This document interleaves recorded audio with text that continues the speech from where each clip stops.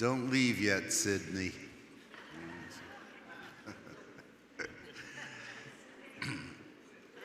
We know holy places, and we refer to this place, this Beit Knesset, as a Makom Kodesh, as a holy place. And in the holy place, there are places which take on greater holiness for some. So for those of you who are here either the first few times, or those of you who only started coming after COVID, there's a group of people here that comprise what they refer to affectionately amongst themselves as the row. It's a group of people who have been friends, shul friends. They go to lunch every Shabbat together, and it's a very important grounding, centering place for them to sit in their row and to be together. This is the row over there. So there's a few of them, both Sidney Bezvanik, who recently celebrated his 101st birthday, is a part of the row, and he's here with us this morning. And Sivi is with us, and we haven't seen you much. Toby Levy is a past president of the congregation. I don't think you've been here maybe once since COVID, so welcome back. The rest of you, Shirley Enselberg, the rest of you have been here pretty regularly, but it's nice to see the row in place. It makes me feel like we are returning, fully returning. So Shabbat Shalom to all of you. Okay, I know that many of you have seen the film Golda. And if you haven't seen the film Golda, you certainly have been reading about it because it has received a lot of attention. When we sponsored the showing of Golda at a theater in Delray recently, I was charged with leading a conversation about it after the film. And then I had met someone here at Shul who's been coming recently, named Allysa Lesham, the week before, and Allysa told me that she knew Golda and had spent significant time with her. And so I said, okay, Allysa, you'll join me after the film. And what happened after the film is that the theater, the filmmaker, did an interview with the star of the film, Helen Mirren, which was really insightful and wonderful, but at that point it was too late for me to start a conversation. And I knew the audience. There were a group of elderly people from Delray, and it was way after the early bird. So I told Allysa, we can't do it, but I would like you to share some of your thoughts with our congregation. So let me tell you a little bit about Allysa Lesham. Allysa was born in Poland. Her family escaped the last minute in September of 1939. In fact, had they waited a few more days, they would have perished. They arrived in Haifa via Romania, and once she completed high school in Yerushalayim, she joined the IDF. She was in the Navy, and she was the secretary to the vice admiral. She then married a diplomat, and they traveled extensively throughout the world, working throughout the world in Burma, the Democratic Republic of the Congo today, America, and Denmark. Upon returning to Israel, she became an aide to Rachel Shazar. She is the wife of Israel's third president, Zalman Shazar. Through her husband's position in the foreign ministry, she established a relationship with Golda Meir, who was then the foreign minister. So she's going to share a few stories and a few reflections on Golda Meir. Allysa, thanks for being here with us.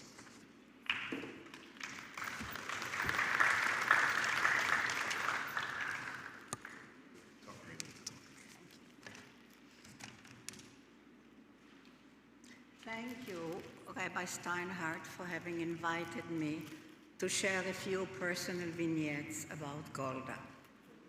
I would be remiss if I did not thank my wonderful neighbors, the Sonnenklars, for having introduced me to Bnei Torah. Without them, I would not be here. In the very few weeks that I have been coming to Bnei Torah, I found a second home for myself in Florida. Have you all seen the film? Isn't Helen Mirren just wonderful? The way she walks, the way she talks, the way she holds a cigarette, I actually see Golda in front of me. I was privileged to get to know Golda Meir through my husband's work. My husband, Moshe Leshem, joined the Israel Foreign Service, Foreign Ministry, which you call in America the State Department, in 1950. When Golda became foreign minister in 1956, they worked together closely for about 2 years. My husband was the director of the Department of Information and the official spokesman for the Foreign Office.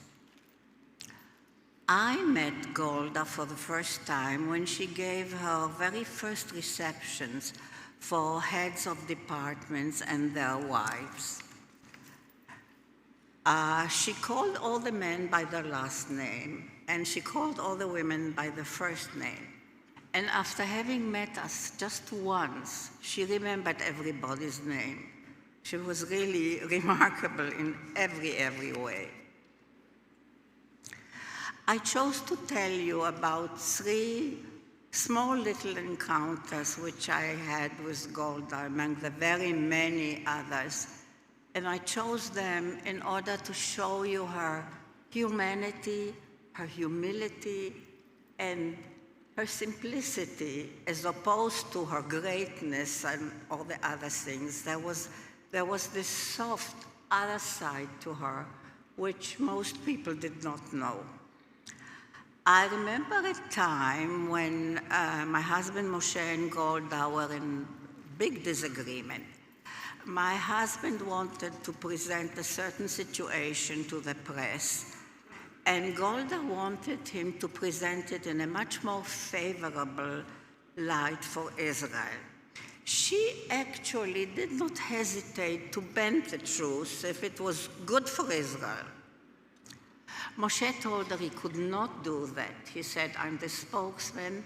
The press is very smart. They will know I lied to them. And then in future, they will not believe what I say. They will not believe my answers. They will not believe my press releases. Golda looked at him very, very sternly and said, Leshem, you're either a fool or you're wicked. And in Hebrew, she used the word Rasha, which you all know from Haman HaRasha or from the 4 Kushiyot in Pesach, the Rasha, which means wicked. Take it so, and then she said, but I know that you're no fool. So the inference is that he's wicked, that he's a Rasha. Then she took a very long inhalation from her ever-present cigarette and said, go ahead, tell them whatever you find, consider best. You always know what you're doing. And here you show, in a way, I want you to see the greatness of Golda.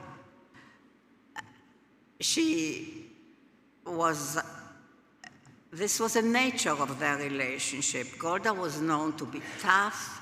She had a great sense of humor. She was irreverent and wielded her intellect like a sharp sword. So she says something to him which is funny, you're either a fool or wicked, but then she says, go ahead, I know what you're doing. So she's actually retracting, and that's why I wanted to show her humility. Now I want to talk about the famous kitchen of Golda. If those of you who've seen this film saw her kind of making Kissinger eat the borscht in the kitchen. And if you think it's impossible, I tell you, I'm sure I wasn't there, but I know it must have happened. Because that kitchen was the heart of her home. After the many large receptions or small dinners which we had, Luca Dar, who was her right hand, her very good friend, I'm not quite sure whether she was chief of her office, whether she was chief of staff, I don't remember that. But Luca Dar would come to some of us and say, Leshem and Dinitz and Cohen and somebody else, stay after everybody goes. Staying after everybody goes meant coming to the kitchen and having coffee. And the kitchen was so full of cigarette smoke that you could hardly breathe there. By that time, all the extra help has left, and Golda, I suppose the housekeeper prepared the coffee. But then Golda would say, Leah, go home. Enough, you've worked enough today. So these meetings were actually a lot of fun. We, of course, talked about politics all the time, and then we would say, oh, the British ambassador who was at dinner tonight, he's a true friend to Israel, he tries to help, is really great. But the French ambassador, he's actually an anti-Semite. He's trying to hide it, but he's not hiding it very well. So then Golda would get up and start washing dishes, the cups. It's interesting that in 1956, in the house of the foreign minister in Israel, there was no dishwasher. So Golda is standing at the sink washing cups. I, who was all of 23 years at that time, went up and I said, Golda, sit down, let me do the dishes. No, I'll do it, she said. So these, after the official affairs, kitchen meetings were actually a lot of fun. We were gossiping about the foreign dignitaries, about who said what, and we really, really enjoyed it. Now I'm jumping to 1971. My husband was ambassador in Denmark, in Copenhagen, and Golda at that time was prime minister. So he organized her official visit to Copenhagen. So when the El Al plane came down, he sprinted up the steps in order to greet her inside the plane, and I waited downstairs. And I see them in the door of the plane, and my husband in 71 had rather long hair, if you remember. The fashion was men with long hair and long sideburns. And Golda kind of grabbed his hair, and said, Lesham, what's the matter with you now? You're turning hippie on me? I mean, she was incredible. So the reception which we gave for Golda was the largest we have ever given. We invited practically the whole Jewish community, and in order to accommodate, usually for cocktail parties, we could accommodate between 200 and 250 people. So we staggered it because there were many, I think there were about 500 or 600 people, and it lasted forever. It was supposed to be from 3 to 5, from 5 to 7, but you know, Jews never go home, so it lasted until 8. And at the end, I'm just ready to sit down and rest and collapse and Golda, and I told the kitchen, be sure to have coffee ready. We're sitting down, we're starting to have coffee. My two sons at that stage were 8 and 9 years old. Both of them started their schooling at Ramaz School in Manhattan. My husband at that time was ambassador to the UN, so we lived in Manhattan. And they came in and they spoke English to each other. So Luca Dar, whom you've always also all seen, who's always, wherever Golda goes, Lou goes. Luca Dar was all appalled. She says, what is this? The children of an Israeli ambassador? Why are they speaking English instead of speaking Hebrew? So Golda says to her, Lou, you don't have children. You don't know anything about children. But I want to tell you the children are comfortable in the language which they speak with their friends. And it's cool, because in Denmark, after Ramaz, we went after the UN. My husband became ambassador in Denmark. So we, of course, would not put them in a Danish-speaking school. We chose an English-speaking school.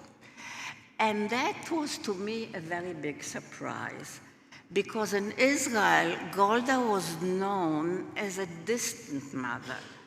Her children grew up in a kibbutz, And actually, that was one of the things for which she was criticized.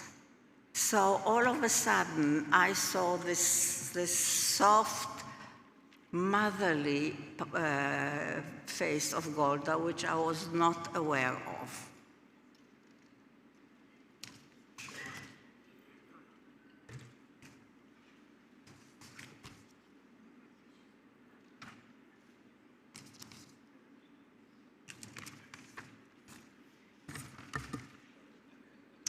All these years later, I'm keenly aware of the privilege I had in spending many hours with a woman who no doubt remains one of the great leaders of our era.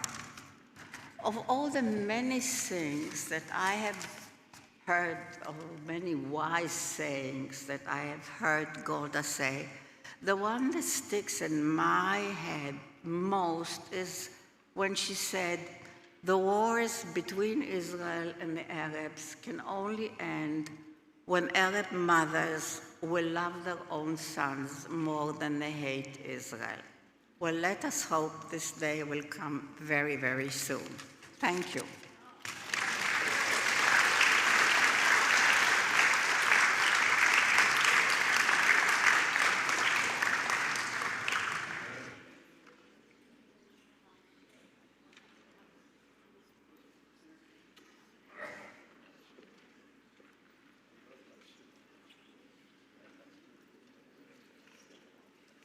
One of the scenes that stands out for me as I think about the film was that Golda had a little pad with her, and she would be at high-level meetings where they would be discussing strategy and what had taken place during the war and what was going to take place. And the only thing she wrote in the pad were the number of dead. It was as if, she took the death of every single soldier personally. And that was both Golda, the prime minister, but it was also Golda, the mother, and the human being. We'll turn to the